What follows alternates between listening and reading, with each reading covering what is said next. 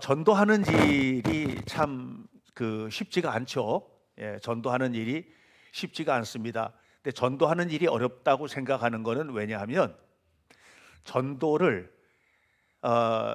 그 말 그대로 복음을 전하는 일 이렇게 생각하지 않고 사람을 데리고 교회와 앉혀놓는 일까지를 생각하다 보니까 이제 전도가 참 어려운 거예요. 근데 전도라는 것은 안 믿는 사람에게 예수님 전하는 겁니다. 그러니까 전도는 굉장히 쉬워요. 그냥 예수님을 믿으세요, 예수님 믿고 구원받으세요 하고 말하면 전도한 것이에요. 이렇게 씨를 뿌리면 그 씨가 거두어지는 데까지 과정에는 많은 노력들이 필요하지만 최종적 목표는 믿지 않는 이들을 교회로 안내를 하고 또 교회 나와서 함께 신앙생활을 하면서 더 깊은 신앙으로 들어가서 주님의 복을 누리게 하는 데까지 우리가 가는 겁니다. 그런데 전도라고 하는 것은 천국의 생명을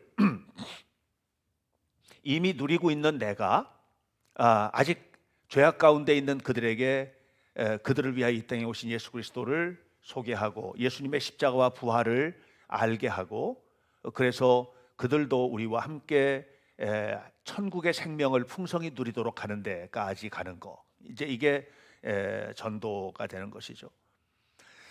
그러니까 이 전도를 할 때에는 굉장히 중요한 두 가지를 그들이 못 누리고 있다라고 하는 것을 전제로 합니다. 하나는 죄의 용서, 이거를 이제 누려야 되거든요. 그리고 또 하나는 천국 백성으로서의 풍요로운 삶, 이 두 가지입니다. 근데 우리가 전도를 하면서 예수 믿고 죄 사함 받고 천국 가세요, 쉽게 이렇게 얘기를 한다고 하면 듣는 사람들은 좀 받아들이기가 어려운 지점이 있습니다. 그건 뭐냐면 죄에 관한 부분을 받아들이기가 굉장히 어렵습니다. 왜냐하면 자기는 크게 죄 지은 게 별로 없는데 왜 자꾸 죄인이라고 하는가라고 하는 부분이 이제 어려운 거거든요. 예수님께서 너의 죄를 위해서 십자가에서 죽으셨어. 그러니까 예수님을 믿으면 죄 사함을 받는 거야. 그리고 천국의 백성이 되는 거야. 근데 무슨 죄를 지었길래 우리나라 사람도 아니고 나 알지도 못하는 그 외국 사람이 나를 위해서 죽었다는 거야? 뭐 이렇게 이제 이해를 하는 거거든요. 제가 이번 수요일 날 성회 수요일 예배를 준비를 하고 또 설교 준비를 하면서 이번 성회 수요일 사순절이 이번 수요일부터 시작입니다. 네, 그걸 준비하면서 로마서에 있는 말씀을 묵상을 하고 하는데 로마서 1장 맨 끝에 부분을 가면 이제 죄에 관한 이야기를 합니다. 우리가 보통 이제 당신은 죄인이에요, 우리는 죄인입니다라고 할 때 크게 세 가지 결이 있는데, 하나는 아담으로부터 물려받은 원죄, 인간은 근본적으로 죄성을 가지고 있다라고 하는 것입니다. 그리고 이제 또 하나는 이제 행동으로 뭔가를 죄를 지은 것을 또 이야기를 하는 거거든요. 그런데 이 행동으로 지은 죄에 관한 이야기를 할 때 제가 충격적인 부분이에요. 자, 로마서 1장 29절 이하를 보면 사형에 해당하는 죄의 목록이 나옵니다. 이거는 사형에 해당하는 것이다 하면서 로마서 1장 29절 이하에서 얘기하는데 이런 거예요. 불의한 마음을 품는 거, 이게 사형에 해당하는 거라는 거예요. 예?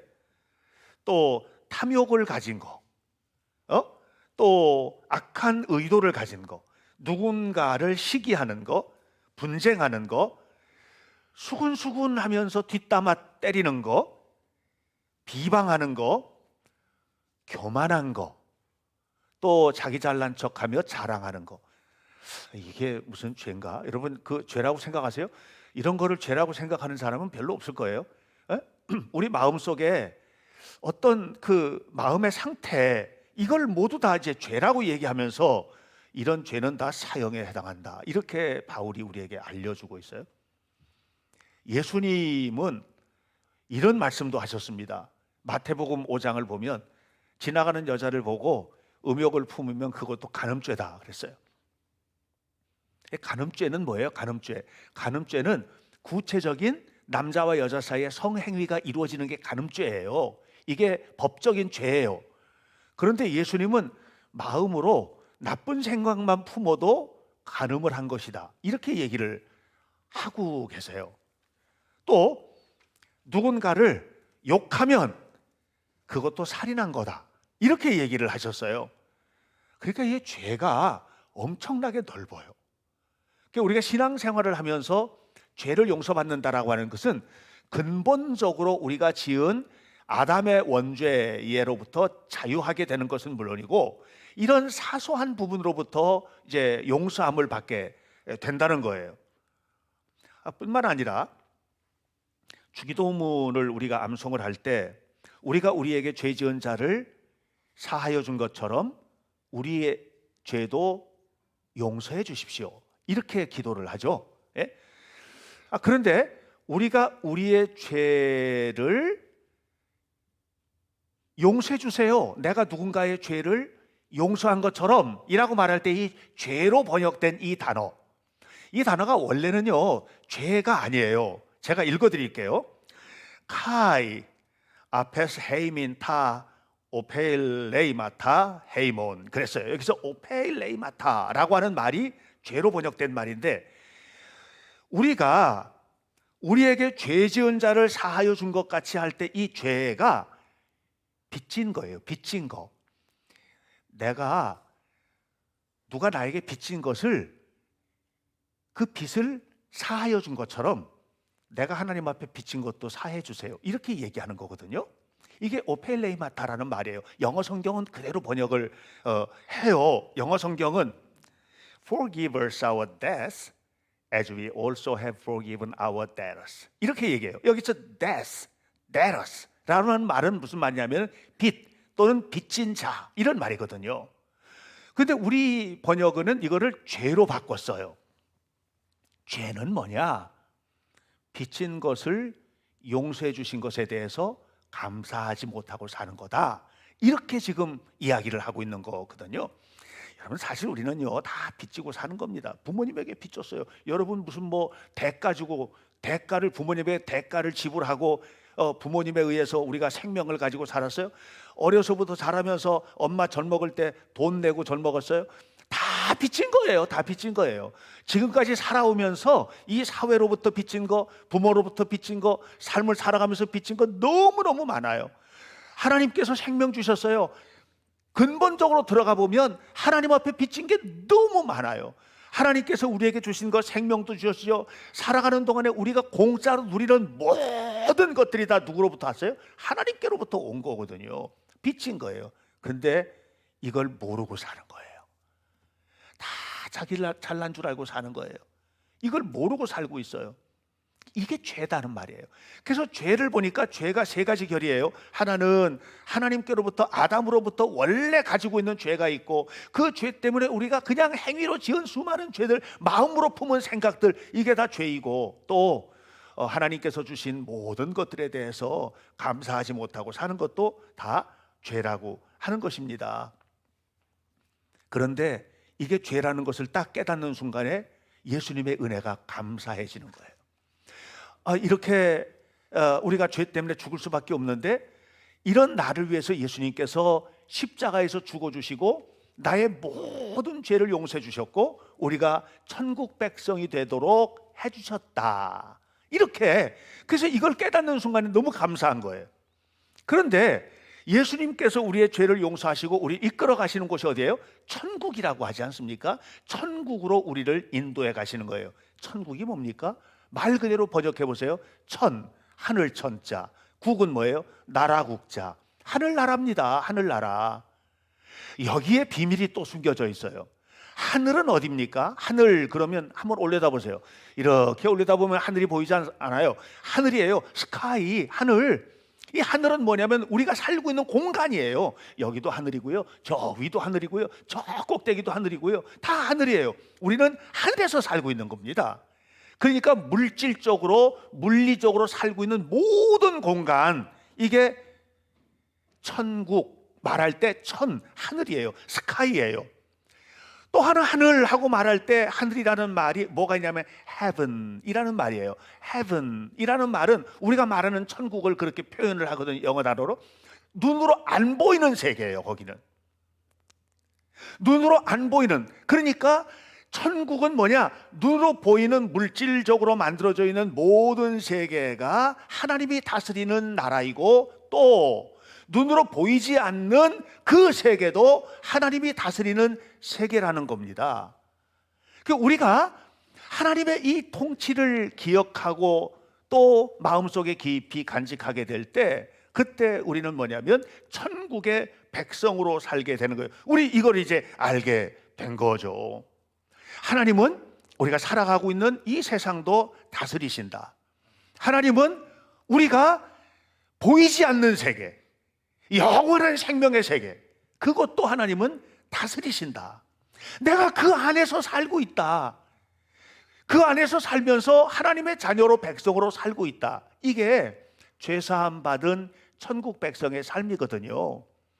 근데 예수님을 안 믿는 사람들은 이걸 모르잖아요. 그래서 전도를 한다는 건 뭐냐면 주님께서 우리의 죄를 용서해 주셨고 용서받은 우리가 천국을 살아가는 것이다 하는 것을 알려주는 것이 바로 이게 바로 전도입니다. 여러분, 사실 이 사실을 깨닫고 믿음의 길에 들어서면 정말 풍요로운 것을 누리게 되거든요. 사도행전 7장을 보면 스데반이 순교를 당하는 장면이 나와요. 근데 신기해요. 지금 돌에 맞아서 스데반 집사가 죽어요. 순교를 당하는 거예요. 그런데 그 얼굴이 뭐 같았다고 그랬냐면 천사의 얼굴 같으대요. 지금 돌에 맞아서 피투성이가 돼서 죽어가는 사람의 얼굴은 천사와 같아요. 그런데 그 천사와 같은 스데반을 죽이는 사람들, 그 주변에 둘러섰던 사람들이 사울, 청년 사울, 그리고 유대의 지도자들, 유대인들이 돌멩이를 가지고 죽이는데 그들의 얼굴은 마귀 같았대요. 성경 그대로 말하면 악의가 가득했다, 살기가 등등했다, 이렇게 표현해요. 그러니까 죽는 사람은 천사같이 죽는데 죽이는 사람은 얼굴이 사탄의 얼굴 같았다는 거예요. 이게 성경의 얘기예요. 어떻게 그렇게 돌에 맞아 죽는 사람이 천사 얼굴처럼 죽을 수 있지? 그 이유는 뭐예요? 그 이유는 그는 사나 죽으나 그 사람은 천국의 삶을 살고 있는 거예요. 죽는 게 아닌 거예요. 사도행전 12장을 보면 베드로가 감옥에 갇혀 있는 장면이 나옵니다. 베드로가 감옥에 갇혔는데 감옥에 갇힌 이유는 뭐냐면 헤롯 왕이 베드로를 죽이려고, 그래서 오늘 지나면 내일 아침이면 베드로가 죽는 거예요. 그런데 이렇게 죽기 전날 밤에 베드로의 태도가 나와 있습니다. 잠을 잤다는 거예요. 그동안에 얼마나 고생하면서 복음을 전하고 하나님의 말씀을 전했는지 너무 피곤했던 거예요. 그런데 내일 아침에 죽는 걸 뻔히 아는데 그곳에서 그냥 잠을 자는 거예요. 왜 그랬을까요? 천국의 삶을 살고 있는 거예요. 지금 이 하늘 아래, 이 스카이 아래, 이 하늘 아래 살고 있는 것도 하나님의 보호하심 속에서 사는 것이고, 내가 죽어서 heaven, 저 천국에 가는 것도 하나님의 인도하심 속에서 가는 것이고, 그러니까 사나 죽으나 그냥 다 하나님 앞에 맡기고 살아가는 거죠. 이것이 바로 하나님을 믿는 사람들의 삶의 태도입니다. 여러분, 불안하게 사는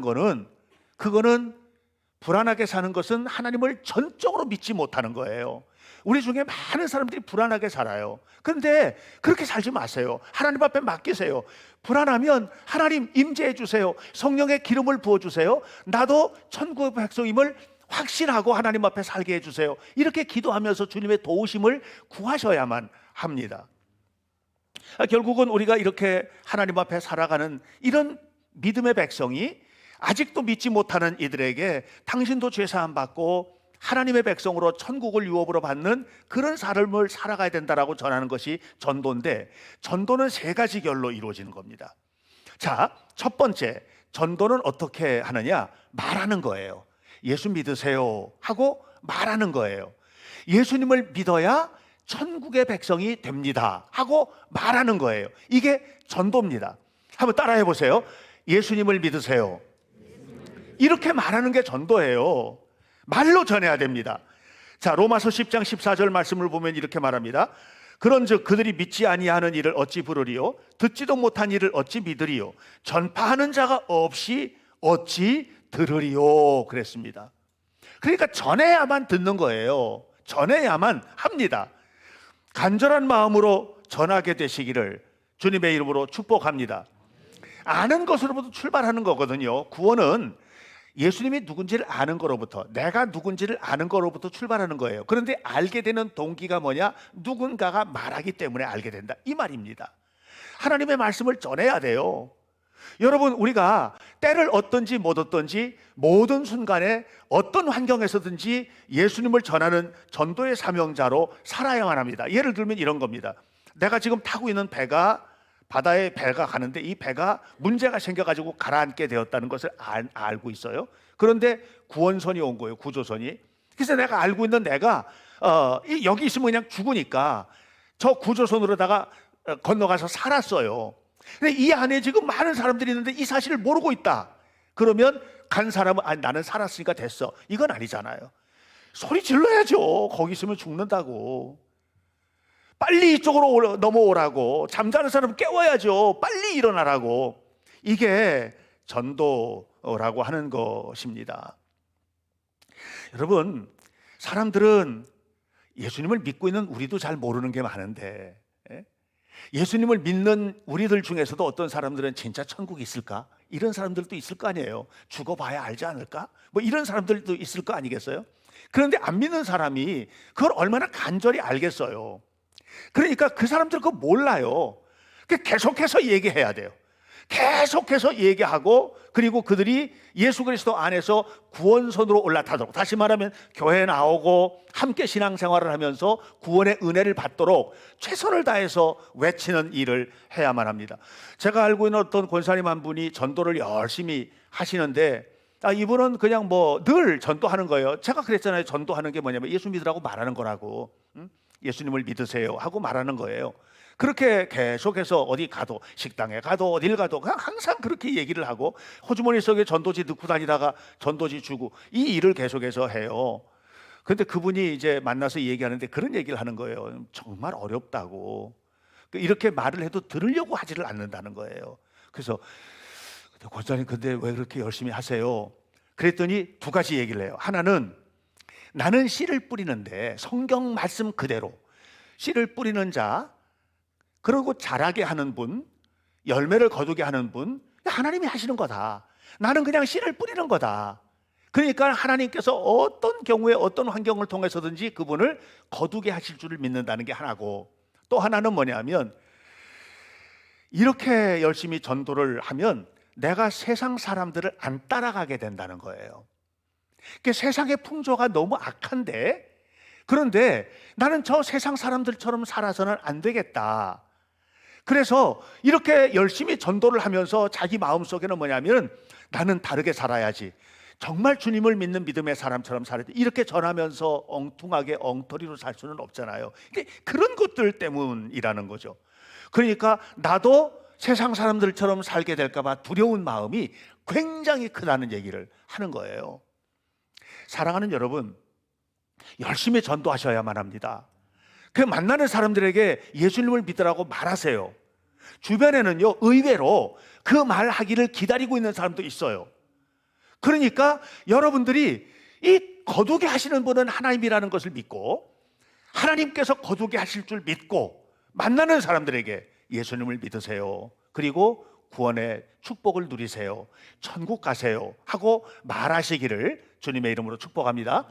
두 번째 전도의 방식은 뭐냐면, 예수 믿는 사람처럼 사는 겁니다.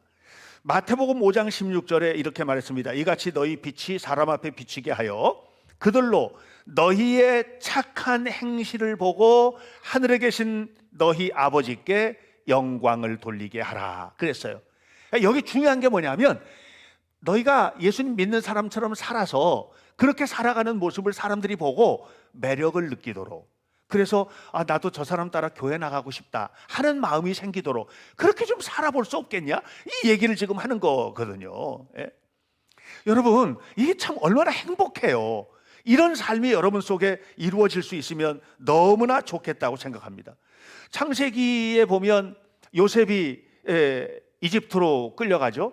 이집트에 가가지고 그가 그 보디발의 집에서 가정 총무가 되고 나중에는 나라의 국무총리가 되고 이렇게 되지 않습니까?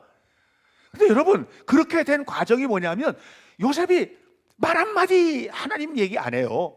그런데 그가 하는 행동 이런 거를 보면서 사람들이 그가 하나님을 믿는 사람이라는 걸 알게 되고 매력을 느끼게 되고 세워주게 되고 따라가게 되고 이렇게 되는 거거든요. 다니엘이 바벨론에 끌려가가지고 여러 명의 왕을 섬기게 되는데 왕의 입에서 이런 얘기가 나오죠. 기가 막힌 얘기가 나옵니다. 다니엘아, 네가 믿는 하나님이 너를 구원하실 것이야. 이런 얘기가 나오거든요. 이게 무슨 얘기냐면 다니엘이 왕에게 예수님 믿으세요, 하나님 믿으세요, 이런 얘기 안 해도 그의 삶을 통해서 드러나는 부분들이 있다는 거거든요. 그러니까 여러분들 예수님을 믿는 사람은요, 직장 생활에도 다르게 하셔야 되고요. 왜? 전도를 위해서. 여러분 예수님을 믿는 사람들이요, 부부 관계도 다르게 해야 돼요. 왜요? 예수님을 전하는 전도의 사명을 위해서. 예수를 믿는 사람들은 자녀 교육도 남다르게 하셔야 돼요. 왜요? 그게 전도예요, 전도. 그래서 여러분들이 모두가 다 이 거룩한 전도의 사명자로서 삶을 살아야 된다 하는 것을 말씀드리고 싶습니다. 미국에서 목회하는 한 목사님 얘기를 들은 적이 있어요. 그분은 늘 그냥 아침에 일어나면 이런 기도를 한대요. 오늘도 영적으로 민감한 삶을 살고 싶습니다. 영적으로 민감하게 하옵소서. 이런 기도를 한다고 그래요. 하루는 아침에 이제 바쁜 그 어떤 일이 있어서 나가면서 식당에서 식사를 하게 됐다고 그래요. 식당에서 식사를 하는데 그날도 이제 아침에 영적으로 민감한 삶을 살고 늘 전도하는 사명을 감당하게 해주세요 하고 기도를 하고 식당을 갔는데 엄청 불쾌한 일을 만난 거예요. 그 웨이트레스가 와서 그 서비스를 하는데 너무 퉁명스럽고 그냥 그 음식 갖다 놓는 것도 그냥 툭 던져놓듯이 이렇게 하고, 그러니까 정말 불쾌한 거예요. 그래서 기분 나쁘다 이런 생각을 하는데 갑자기 아침에 기도했지 않습니까? 성령님께서 말하는 것처럼 가슴속에 울려지는 음성이 들렸는데 그게 뭐냐면 저 자매가 무슨 일을 만났는지 너는 모르잖아. 왜 저러는지 모르잖아. 그런 생각이 탁 들더래요. 그래서 퉁명스럽게 행동을 했지만 그냥 잘 받았고 식사를 마치고 가면서 $10를 팁을 놓고 나갔대요. 그래서 저는 잘 모르는데 미국 사람들 아침에 식사하면서 팁 이렇게 놓고 가고 하는 것들은 좀 안 한다고 하는 얘기도 제가 들었거든요. 그런데 자기 밥 먹은 만큼의 팁을 놓고 나가는 거니까 이 웨이트레스가 그 나가는 분 손님 하면서 부르면서 돈을 두고 가셨습니다 하고 이제 갔다가 이렇게 줬어요. 그랬더니 이 목사님이 말한 겁니다. 팁입니다. 그랬더니 웬 팁을 이렇게 많이 주십니까? 그래서 이 목사님이 얘기한 거예요. 오늘 자매님을 보니까 굉장히 마음 아픈 일을 만난 것 같아서 그래서 자매님을 좀 이렇게라도 위로해 주면 좋겠다 싶어서 팁을 놓은 겁니다. 그랬더니 갑자기 이 여자가 서가지고 눈물을 톡톡톡톡톡 흘리기 시작하더라는 거예요. 그래서 왜 그러시느냐고 그랬더니 사실은 제가 어제 이혼을 당했습니다. 헤어지자라는 선언을 들은 거예요. 너랑 못 살겠다 이렇게. 그래서 너무 마음이 무겁고 힘들고 그래서 일은 하지만 제 마음이 아니라는 거죠. 그래서 그분에게 예수님을 전하고 함께 그곳에서 기도해주고 이렇게 했다는 거예요. 그러면서 이분이 하는 얘기가 이런 얘기를 하는 거예요. 만약에 내가 내 감정을 따라갔더라면 한 영혼을 놓쳤을 텐데 성령에게 민감한 삶으로 표현을 하니까 한 영혼이 돌아왔다. 여러분 우리 감정에 충실하며 살지 않습니까? 어떠세요? 지난 한 주간 살면서 감정에 충실하셨어요? 성령님께 민감하셨어요? 우리가 누군가에게 본이 되는 삶을 산다는 거, 누군가가 우리를 바라보면서 매력을 느끼는 거는요 감정 따라 사는 사람이 아니에요. 성령에게 민감하게 사는 거죠.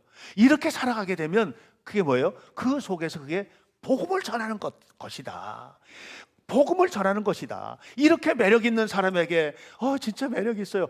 함께 예수 믿으시죠. 이렇게 했을 때 그것이 굉장히 강하게 다가가는 것이지. 한 주간 살면서 여러분 감정에 이끌리지 말고 성령에 민감하셔서 복음을 전하는 사명자로 승리하시기를 축복합니다. 예. 그런데 이 복음을 전한다는 것은 그것만 있는 게 아니에요.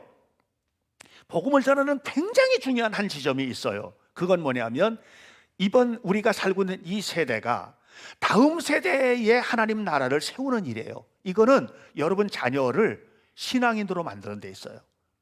여러분 자녀들이 예수님을 잘 믿는 자녀로 만드셔야 돼요. 가르치는 사명을 감당해야 돼요. 교회 학교가 너무 중요해요. 너무너무 중요해요. 그래서 제가 아침이 되면 늘 그렇지는 않지만 가급적이면 예배 전에 교회 학교 예배 자리에 가서 그냥 둘러보고 오는 것 같지만 기도하고 오는 거예요. 예. 청소년들도 왔는데 가서 밖에서 이렇게 봐요. 오늘 누가 어떻게 왔나 봐요. 너무 속상해요. 예. 유치부 때도 그냥 가기 전에 아이들이 눈에 안 보이면 너무 속상한 거예요. 왜냐하면 그 속에서 마치 뭐가 같으냐면 하나님 나라의 다음 세대를 지우개로 지워버리는 것 같은 느낌이 드는 거예요. 누가? 부모 세대인 여러분들이. 여러분, 그 신명기 6장 6절로부터 9절까지를 보면 이런 얘기가 나옵니다. 오늘 내가 내게 명하는 이 말씀을 너는 마음에 새기고 네 자녀에게 부지런히 가르치며 집에 앉았을 때에든지 길을 갈 때에든지 누웠을 때에든지 일어날 때에든지 이 말씀을 기억하게 하라. 이렇게 얘기를 합니다. 유대인들은 1948년에 나라가 세워집니다. 지금 이스라엘은 1948년에 이제 세워졌어요. 2차 대전 이후에 세워졌는데 예수님이 십자가에 죽으시고 서기 70년에 티투스에 의해서 예루살렘 성이 무너지고 난 다음에 거의 2000년 동안 나라가 없었어요. 나라가 세계에 뿔뿔이 흩어져 가지고 그냥 아무것도 아니게 살았습니다. 얼마나 많이 무슨 세계적인 어떤 사건이 벌어질 때마다 그냥 막 몰살시키다시피 사람들 유대인들 죽이고 이렇게 했습니다. 그런데 유대인들이 지금요 조망만한 나라, 조그만 나라인데 세계 최강대국의 반열에서 영향력을 발휘하고 있어요. 이게 어떻게 가능한 일인 줄 아세요? 부모는 하나님을 믿는 믿음을 자식에게 전수하는 것을 최고의 사명으로 알고 이 사람들이 살았어요. 부모가 자녀에게 하나님 나라를 가르치는 일, 이것은 다른 걸 아무것도 못해도 이건 해야 된다고 생각하고 한 거예요. 이것이 오늘의 이스라엘을 만들어낸 것입니다. 근데 이 사명을 어디서 감당해야 되지? 교회에서 해야죠. 교회는 교회 학교를 잘 세우는 일을 최선을 다해서 해야 되고 이 일을 위해서 수고하시는 우리 선생님들 격려하고 또 박수치고 축복하고 하는 일을 잘 해야 된다고 생각합니다. 어디서 이 일을 또 해야 되나? 가정에서 해야 되는 거죠. 여러분 자녀들 교회 열심히 잘 다니십니까? 여러분 자녀들 최선을 다해서 신앙생활을 하고 계십니까? 만약에 그게 안 된다면 우리 교회에 내일은 없죠. 교회 내일 없어요. 결국은 우리가 전도를 하는 데 있어서 굉장히 중요한 한 지점이 뭐냐면 다음 세대를 어떻게 세울 거냐의 이 부름 앞에 세워지는 것이라고 생각을 합니다. 지금 하지 않으면 영영 기회가 안 올 수도 있습니다. 여러분 분명히 아셔야 돼요. 예수님을 믿으면 천국 가는 거예요. 하나님 나라를 소유하는 거예요. 이 땅에 살아도 다르게 사는 거예요. 스카이 아래 사는 것도 다르게 사는 거예요. 죽어서 헤븐, 천국에 가는 거예요. 그러니까 살아도 예수님을 잘 믿는 사람의 삶의 방식이 다른 것이고 죽어도 가는 길이 완전히 다른 것이다 하는 것을 여러분들이 아셔야만 합니다. 그러므로 우리가 이 다음 세대를 세우는 일을 어떻게 해야 될지 여러분 아셔야 돼요. 제가 그냥 쉽게 이런 얘기를 하지만 노벨상 수상자들의 80% 이상이 하나님을 믿는 사람들이에요. 무슬림, 불교 없어요. 찾아보세요. 한번 찾아보세요. 없어요. 없다니까요. 왜 그렇게 많은 사람들이 노벨상 수상을 할까요? 저는 그것이 하나님의 통치 밑에서 사는 사람들의 생각의 구조 자체가 다르기 때문이다.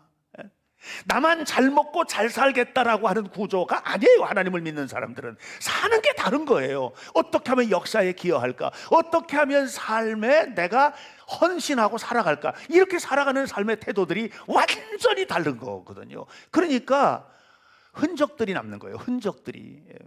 뭐 노벨상을 받는 것이 전부는 아닌데 결국은 그런 것들을 바라보면서 이 세상 구석구석에서 우리가 어떻게 살아야 될지, 또 무엇을 남겨야 될지를 생각하게 되는 것 아니겠습니까? 여러분, 전도해야 됩니다. 전도해야 되는 이유는 그 한 영혼이 불쌍해서 그 영혼을 천국 가도록 하기 위해서도 전도해야 되고요. 여러분 남편이 안 믿으면, 여러분 아내가 안 믿으면, 여러분 자녀가 안 믿으면, 예수님과 상관이 없으면 지옥 가는 거예요. 나중에 후회하는 거예요. 세상 사람들은 아무것도 모르고 삽니다. 제가 단테 신곡 얘기 자주 하는데, 단테 신곡 보면 지옥 가는 사람들 얘기 나오거든요. 여러분, 세상 사람들은 아무것도 몰라요. 지옥 가는 사람들이 가는데 물어요. 어디 가느냐?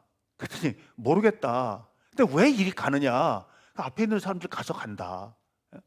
앞에 있는 사람 가니까 따라가는 거예요. 세상 사람들이요, 다 그렇게 살아요. 이번 수요일 날 죄에 대한 부분들을 조금 좀 디테일하게 여러분들하고 얘기하면서 나누게 되겠지만, 여러분 아셔야 돼요. 세상 사람들 다 가는 길 따라가는 게 그게 의로운 길이에요? 아닙니다. 여러분 얼마나 성적으로 타락했습니까? 2000년 전이나 지금이나 똑같습니다. 너무 무서운 일이 벌어지고 있습니다.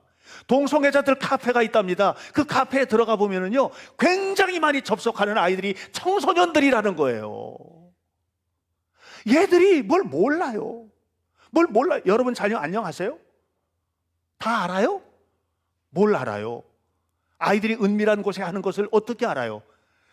분명히 아셔야 돼요. 예수 정신을 심어주지 않으면 위험할 수 있어요. 예수님을 믿는 믿음의 삶을 살도록 하지 않으면 어려울 수 있습니다. 나중에 후회해도 소용이 없습니다. 그리 들어가 보면 나오질 못하는 거예요. 사람들이 지금 다 그 길로 가고 있습니다. 어떤 사람이 그러는 겁니다. 목사님 동성애 어쩌고 저쩌고 그래서 난 반대한다.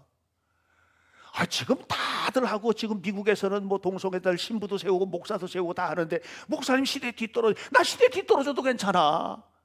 하나님께서 원하시는 길, 그 길을 거꾸로 가서는 안 되지 않겠는가? 세상이 따라가는 길이 옳은 것이 아니라 하나님께서 말씀하시는 길이 옳은 길이에요. 전도해야 됩니다. 전도하는 것이 교회를 살리는 일이고, 역사를 살리는 일이고, 민족을 살리는 일입니다. 이 세상을 아름답게 만드는 일입니다. 전도합시다. 올해 열심히 전도합시다. 외쳐서 전도하십시다. 여러분 그리스도인처럼 살아서 사람들로 하여금 매력을 느끼도록, 좀 갈증이 나도록 이렇게 멋있게 한번 살아보십시다. 그리고 여러분 자녀들 꼭 신앙생활하도록 교회로 이끌어서 하나님 앞에 살도록 그렇게 해주세요. 그래서 하나님께서 기뻐하시는 세상을 만들어가는 아름다운 우리 현대교회 성도들 되시기를 주님의 이름으로 축원합니다. 기도하겠습니다. 교회 부흥은 우연히 이루어지는 것이 아니라 성도들이 마음을 다하여 복음을 전하며 뜨겁게 헌신할 때 이루어지는 것임을 믿습니다. 이제 입을 열어 복음을 전하게 하옵소서. 하나님을 믿는 사람답게 살아서 복음을 전하게 하옵소서. 우리의 자녀들 열심히 신앙생활할 수 있도록 이끌어서 복음의 대가 끊어지지 않도록 인도해 주옵소서. 복음만이 살 길임을 믿습니다. 의로운 그 길을 따라 하나님 앞에 살게 하시고 이를 통하여 하나님 영광을 돌리게 하옵소서. 예수님의 이름으로 기도하옵나이다. 아멘.